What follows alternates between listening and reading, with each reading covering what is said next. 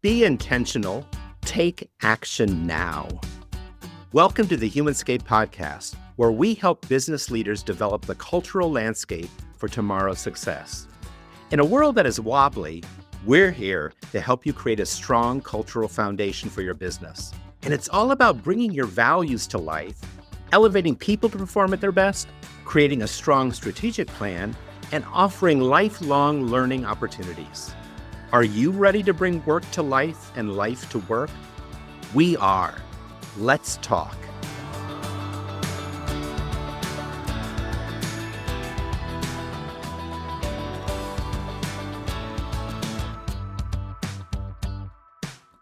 We're glad you're back for another conversation for the Humanscape podcast from HumanWorks 8. I'm Shawn Golias, the Thought Catalyst with HumanWorks 8, and I'm joined by my co-host, Sarah Marshall, today from the team.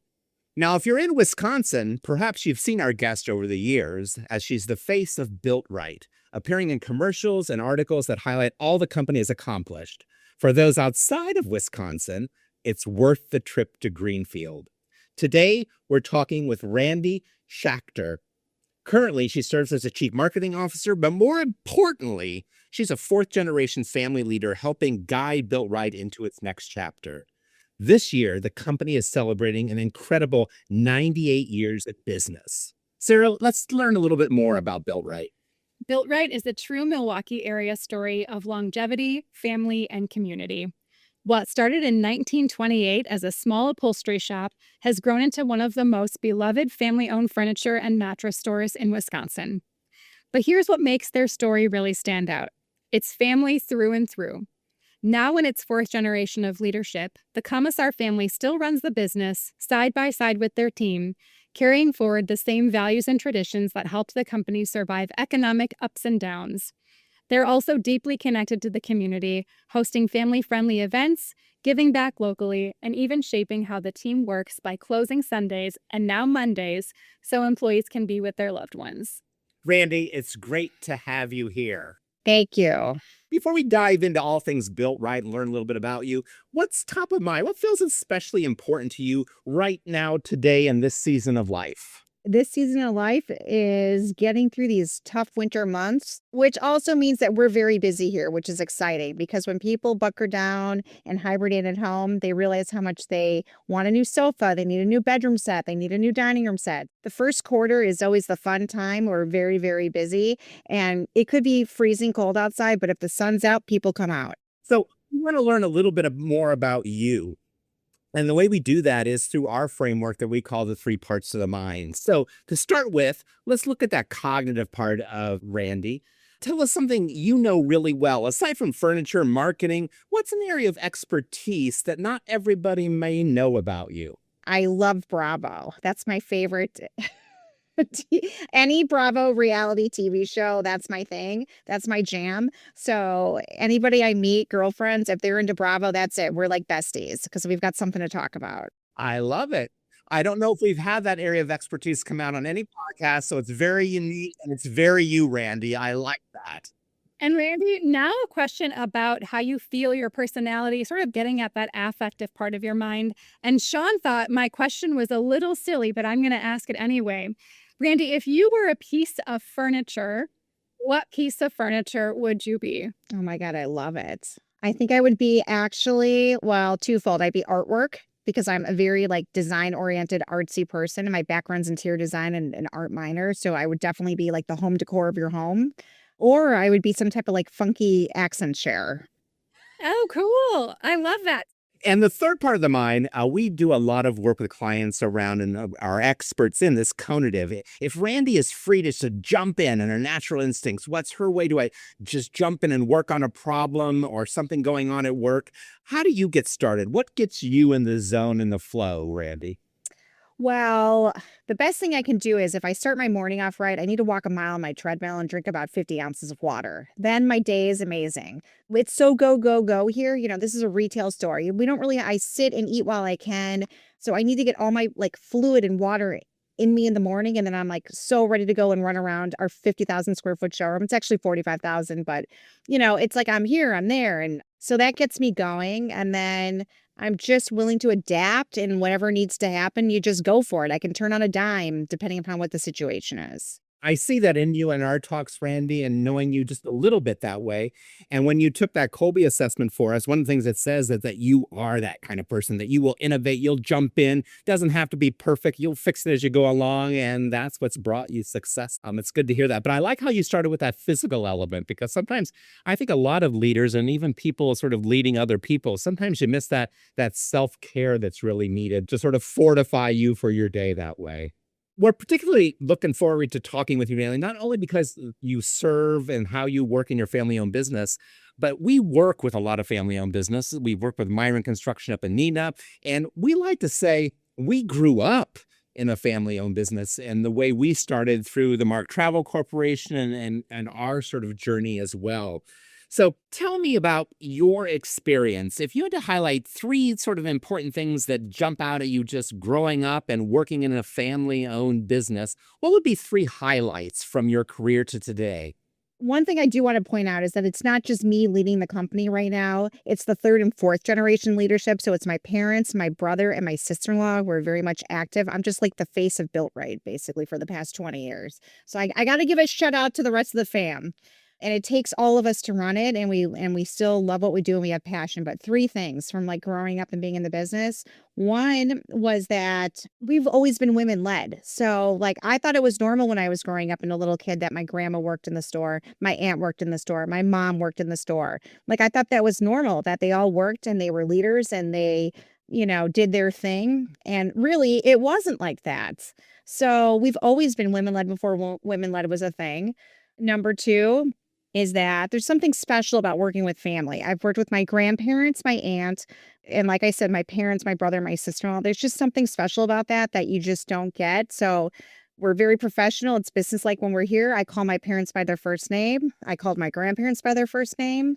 But it's still nice to I see my parents every day, basically. I see my brother every day. So there's something to be said about that. And now my kids like to come here too. My daughter loves coming on Saturdays. So it's just a special, unique thing that you don't really get in today's world. And then third, I've learned the good, the bad, and the ugly. So I heard everything growing up. I'll never forget, I was at sleepaway camp and my dad sent me a letter. I was probably 12 years old. And there I am in the northern woods of Wisconsin, sleepaway camp for a month. And my dad's writing me a letter saying that business is really tough. And here I am at sleepaway camp thinking the store is like having a hard summer. And I'm thinking, oh no, BILTRITE's going on a business. What's going on? And we still laugh about this to this day. Cause now my kids, my son and my nephew go to the same sleepaway camp, which I went to, my brother went to, my dad actually went to. And I said to my dad, you are not to send him any type of letters about the store like you did to me. And then my dad says to me, you know what? He just walked by. So he just gave me a look. He said, that made you tougher. And I'm like, you know what? It probably did make me tougher, but I didn't need that. So again, I've heard the bad, the good, the ugly my entire life. And obviously, the good outweighs the bad and the ugly. So this is what it is. Sometimes you don't turn it off. This episode is making me laugh already, Randy, so I love it. It is a reality. I live in a reality show. My husband met me at the store. He was told to come here. He moved from New York, and the company he worked for were like family friends of ours and said, go ask for Randy. And I met him with his parents and he met me with his parents. And when they were walking in the store, they thought I was a man. Because I think my friends on purpose said, just go see Randy at BILTRITE. And they're assuming I was a dude. So great stories here. Randy, let's keep talking about the good. One thing that you had shared with us, you recently shifted BILTRITE to that 5-day showroom schedule so that more of your team can have a real weekend, which is kind of uncommon in retail. We were talking about that a little bit, but tell us about what led you to make that change for your team's schedule. Paint us that picture. Okay, so from 1928 to 1984, the store was never open on Sundays because no business was open on Sundays. And then back in the 80s, retail somewhat changed, and my dad said we have to open the store up on Sundays. And I think my grandma threatened to quit, which never happens. But I remember as a little kid, my dad being around, and then all of a sudden there's my dad working. And if I wanted to see him, I had to go to the store. I packed my little lunch and I went to the store on the weekends, which was fun. Here I am here today. And now my kids are doing the same thing. So from 1984 until 2016, we were open 7 days a week, and it was a lot. I got married and had a child. My brother got married and had a child. And we finally said, it was like actually over an Easter weekend. The store was closed on Easter. We were all together and we said, you know what? In order for this to work, and we knew other stores were successful with this in our buying group. We're part of a national buying group for family furniture stores around the country. We were one of the founding members since 1994. We knew it was working in the South. We knew it was working in Ohio and in the East. The whole motto is Sunday closed to be with family. And we said, this is the time to do it. We partnered with a marketing company that we're still partnered with today. And they helped us to do the whole thing. And there we all were. In 2016, October 2016, we announced it. We're only going to be open Monday through Saturday and Sunday closed to be with family. And we really make a big deal about it because it truly is who we are. It's not religious reasons, it's family reasons. Saturdays and Sunday to be off that we could recruit easily, keep employees longer, not wear us all down. And it was like the best thing that we ever did. Our business only increased. We had people come work for us that are still here today. And it's just been a great thing for many reasons. So now here we are. And also one thing, we do things in 10-year increments. In 2006, we opened our store in Greenfield in this location. By 2016, we're going to 6 days a week, Sunday closed. And by 2026, here we are. We're really looking at the climate of everything going on. And we're saying, you know what? Here's the thing. We need to shift now to a 5-day work week because it's a decade later and it needed like a little refreshing. And as my parents get older, they still like to work. They don't want to retire. They need a break in some ways. We all do. And it's also, here we go again, recruitment, longevity of employees working here, the everyday pressure of operating and running a retail store that we needed our employees to either be on a Monday through Friday schedule or a Tuesday through Saturday. So the majority of the team has either off Saturday and Sunday or Sunday and Monday. We announced it back in October. We decided it back in August. Worked on it again with the same marketing team behind the scenes, announced it to the team in October, and we haven't looked back yet. And we're still like working our way through it. We're a month into it and it is working. The customers are appreciating it. We had to redo all of our marketing materials, commercials, signage, everything, update our website. I mean, it's a lot and it's still not done yet because there's so much to change. But I mean, what needs to be done is done. We're still working on updating some of our other commercials from before. And then we're also so focused now. So when we are open 5 days, we have the entire team here. So it's more efficient. It's a better way to serve everybody and a better way for our team too to have like 2 days off back to back because retail can be a lot. So we have probably the most family friendly work-life balance retail hours.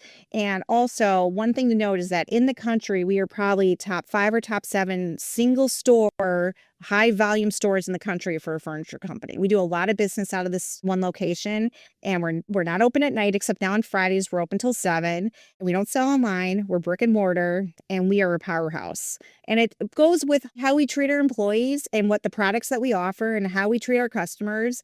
And we have something that's proud to stand for. We have people here that have a lot of experience and that care and have passion and that appreciate what we do. We treat our team like family because we are family. We always talk with organizations and really encourage them to start with that foundation of values. And one of your values is family and how you're even thinking well about and expanding on it over you're coming back to it and then even elevating it and making it better. So applause to you and the work you're doing there around that. But I know you also made a little tweak we talked a little bit about, when you say it's something to be close to be with family, you added a new word on that. Right. Thank you for reminding me. So it's really, and my dad came up with this when we decided back in August to do this. October, we announced it to everybody. And by December, he said, you know what? It needs to be Sunday closed with family and friends. So now we're saying Sunday closed with family and friends. Monday, the showroom is closed with in-home delivery available because he said for 2 days, you're not going to be with your family for 2 days. So one day you could be with family and one day you're going to be with your friends. He's got a good reasoning. I said, yeah, we all like it. It needed a little refreshing. You need to see other people. You need to see other people. Too much family sometimes is not good. Just kidding. Good. Well, it feels like, you're really building a business that cares about people first, your team, your family, your community. And one of your core values is community, Randi. You've created a business that feels part of the neighborhood. It's built on relationships and not transactions. When you think about giving back, I want to talk about that a little bit. What does that look like at BILTRITE beyond just writing a check? So my great-grandfather, this was his motto, and it's like stayed true to all of us here, is that it's better to give than to receive. So whatever we can do, we do, and we always do. So for the past 20 years now, we've been affiliated with the Grand Avenue Club, and it's a great nonprofit organization that works with people with mental illness. And we have had one of their members be on our custodial team, variety of members throughout the years. They're part of the payroll. They're employee of BILTRITE. They have a job here, and their job is to help, clean the store. And it's just a great way to give back. It's such a wonderful organization. They're based in downtown Milwaukee, and we've been honored by them at many of their events. And we give back monetary wise. We donate all of our old fabric swatches that are discontinued. We send to the clubhouse so that the members can work to create artwork or create anything. It's amazing what they just made aprons out of it. So versus the discontinued swatches going to a landfill, here they are going to a clubhouse, and here we have people that need, they have an art project to work on. So it's like twofold of how we work with the Grand Avenue Club. It's been great with that way. But then we also work with United Way. We always are doing food drives. We've worked with Make-A-Wish over the years. The veterans, the Homeless Veterans Initiative of Milwaukee, we work with them, with the vets. We're constantly donating items to their members. So again, it's better to give than to receive, and we do what we can, monetary wise, furniture item wise, or, food drive wise. What awesome partnerships you have in the community. I think that's really great, Randy. We tend to group those workplace give back efforts with the greater well-being strategy of an organization. So whether it's volunteering together, dedicated volunteer days off, monetary donations and matches, or providing in-kind support like you were saying, giving back is really not just a business strategy, but it's all about people. There's an element of that team connection and purpose that we see in all of that, and that can't be replaced by other initiatives or other efforts. You heard us talk about the cognitive part of the mind in today's 3 parts of the mind segment earlier in this episode. The only way to measure the cognitive part of one's mind is by taking the Kolbe-A index. The Kolbe-A isn't about personality or intelligence. It's about you in the zone, you adding your best value, you at your most creative, how you get things done when you're free to be yourself. At HumanWorks 8, we use the Kolbe-A as the foundation to our talent optimization work with clients to help individuals and teams get the right people in the right role, build confidence, strengthen relationships, and improve performance. Want to know your unique result? Take the Kolbe-A index and uncover how your mind naturally works for your best performance. Visit humanworks8.com/Kolbe, Kolbe, to learn more. So Randy, I have to say, in exploring a little bit more, I was digging around on the website. So I came across that BuiltRightFurniture.com/giving-back URL, and I loved seeing the team member and the community photos you've showcased, the variety of organizations that you've supported. And I was just thinking, as a team member, I would certainly be able to say, wow, BuiltRight cares about a cause that I'm passionate about. There's such a variety there. I'm curious, Randy, do you have any recommendations for our listeners on how to strengthen their give back strategy for their organization, just based on what's worked really well for BuiltRight? So we try to do something by the quarter. So the vets and the food drive are somewhat by the quarter. And then just partnering with the Grand Avenue Club is a year-long process. So we just try to splash it in what we can. And then obviously, we get a lot of requests for auction items and events. And we always will donate some type of it's accessory pillows or a gift certificate. We'll do what we can. But you have to have the passion to want to do it. We have the passion to want to do it. We just try to have a variety and splash it in when we can and help who we can with what we can. This family-owned business, as I said, Sarah and I feel like we grew up in a family-owned business, and hearing your stories and the values all come to life. We know that working with a family, in that kind of atmosphere would be fantastic, and sometimes it can be complicated, and sometimes that all happens within an hour. You mentioned reality show. Sometimes our listeners like to think, okay, working in a family-owned business, sometimes there's trying to set sort of expectations or what we call ground rules. Are there some expectations, ground rules, whether they're spoken or unspoken, that help make this all work at BuiltRight? Yeah, in terms of working with family, I learned a long time ago that you cannot take anything personally. It's business. So don't call my parents mom and dad here. First of all, they don't even answer to mom and dad anymore, so it doesn't even matter. And you just kind of have to there's a family time that you have and you have fun times with them outside of the store. And then there's the BILTRITE business side, and you just kind of have to, I think growing up in it, I'm used to it. So I think when you marry in, it's a little different, but I understand, I get it. And you just have to keep it simple and not let things get to you and just let things go. So not to say that that's what it's like every day here. It's just at times, it's any type of work environment. I agree. And one other thought that, our organizations and people that we work with, as well as listeners, are always trying to think about communication. So anything you've learned about communication from working around with multiple generations, all under one roof, multiple generations of customers, is there anything that you've learned that works well that you practice or you think about? You have to look who's in front of you and handle that person in that type of situation. You can't just, there's no one way to talk to everybody the same way. You've got to, it's like who's in front of you and how to handle that person in a special way. And Randy, you alluded to this before. You're now seeing the 5th generation stepping into the business. You mentioned how your daughter likes to come in on Saturdays. When you see the next generation getting involved, Randy, what's a skill or ability that you really want to see strengthen just as the next generation enters the workforce? Well, I think it's good leadership skills for her. Listen, like she's 7 years old and there's 4 kids between my brother's family and my family. And so I've got a son who's 12. I make him come and work in the warehouse, whether he likes it or not. It's good for him to understand. And he's recently helped my mom in the office with filing receipts and whatever else she's putting him to work, which is good. They've got to learn, you don't just push a button, things don't come automatically. And my daughter, it just comes naturally to her. Like she just loves it. So it's great leadership skills for her to come out here, talk to customers. She was literally helping a customer pick fabric swatches. And then the customer was so into her and she had a design background and was using like a CAD program. And then the minute we got home that night, this was this past summer, Sloan said to me, my daughter, can you find that for me on my iPad? Can you find a kid's version of like a room planner? And I said, sure, absolutely. So, I mean, she's very much into it. We see the commercials on TV. She understands who's our competitors on TV. She'll ask me, is that a competitor or is that not? And she has such a great understanding. You can't teach that. Like it's in her blood. So it's teaching them both like real life skills. It's teaching them how to deal in the public. It's teaching them that like, listen, things don't come here automatically. And it's just good to have an understanding. I said, like my son, who sometimes like, he likes it, but he makes like he doesn't like coming here, but he does. I said, Jordan, I don't care what you do. If you don't ever join BILTRITE one day, that's fine. But you need to understand at this age what it takes to be in the real world. And you got to start from the ground up. Listen, I was dusting when I was 12 years old. We're making him dust here now too. And he will appreciate it one day and tell me, just like my dad said to me, thank you. This made me tougher.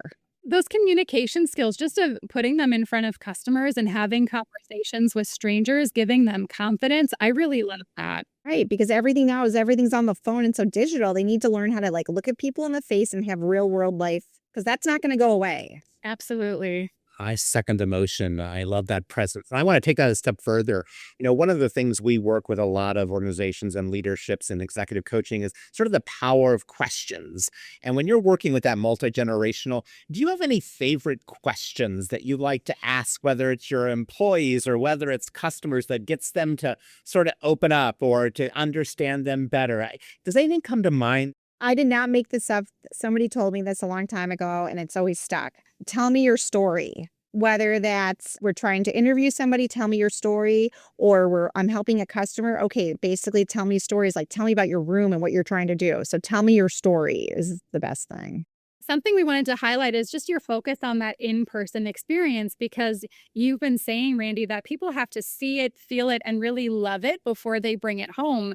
So how do you see the showroom as more than just a store? How do you see it as a place where people really make life decisions together? It goes beyond just selling quality furniture. Right. So we're fortunate enough to be in a world where, you can buy it online, but then you regret it because we hear the stories. And furniture and mattresses are still an item that it's a touchy-feely. You need to come see it. Plus, the fact that we offer so many like custom order options, you can't just do that online. It's good to go online and get ideas for looks and styles and all that, but really when it comes down to it, you need to come into a showroom.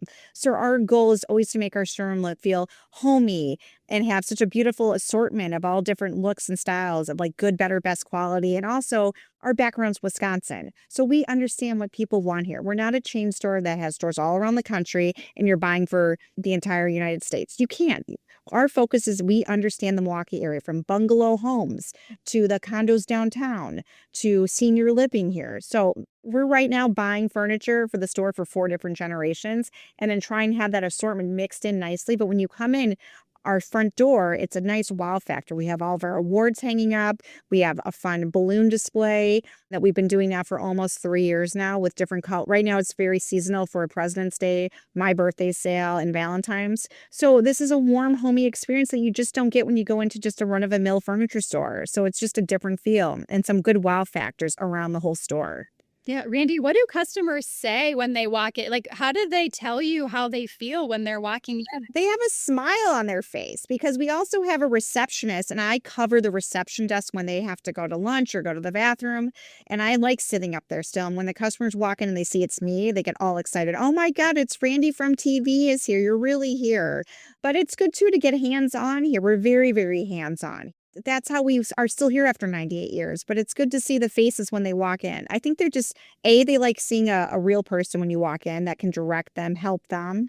B, they're walking in and there's color and there's life and there's energy in our store. That's what we hear from the customers. We're a busy store. You walk in, you never want to go to a restaurant that's empty. You never want to go shop at a store that's empty. You want to come in and feel that life energy. And that's also good too, that now we're only open 5 days. It's making it much busier on the 5 days. And everybody has this excitement in here. And I think for our listeners, that really is key. Your organization is more than what it does, right? It's more than just selling furniture. And Human Works 8, we really dive into that when we engage our clients in strategic planning. We call it the way. And the first page of that two-way document is all focused on who you are and the vision for the organization. Everything you've been talking about is sort of BILTRITE's vision that has come alive through these generations and what you're trying to do here. But I want to do a little twist. I didn't know I was going to go here, but I have a little twist that way. You've been talking about a family-owned organization. If you had to give one piece of advice to the corporate world, not a family-owned organization, but those in the corporate environment, what should they take away from a family-owned business that might make a non-family or more corporate business even elevate and do better at what they're trying to accomplish with people or with culture? Anything jump out at you that way, Randy?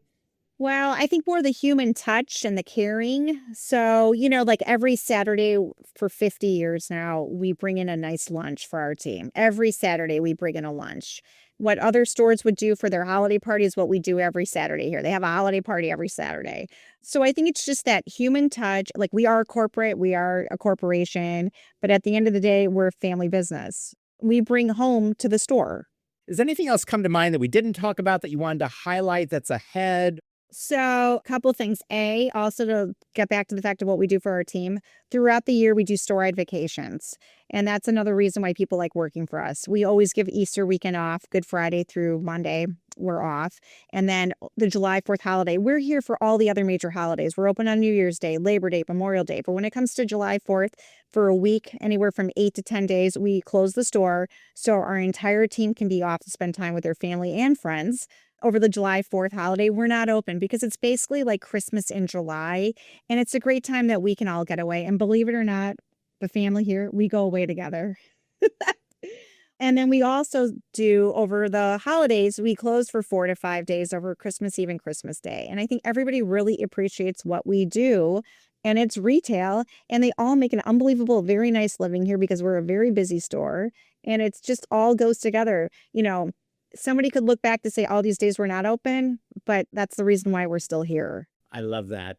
So, Randy, to wrap up, I like to just jot down things that jump out at me. And so there's 4 things that I wrote down that I just like to highlight for our listeners from what we talked about. And the first was being intentional, living your values. And you see this family value not only in the scheduling, the couple days off, but then we just heard it in the wrap just around, we have family holidays where we're all taken off. And I love that. And it's very purposeful. And it really makes people say, I want to be a part of that. I want to live there. I want to work there. And I think other organizations can sort of say, how are you looking at time off scheduling that really aligns with your values, but also supports caring for humans that are working around and being there? The second thing is, we were talking about family and what is it like and what would you say ground rules for working with a family. But there's one thing, I think everybody should think about. You said not to take anything personal. And I think that could be a ground rule no matter where you are in life. But how you said, family is family, business is business.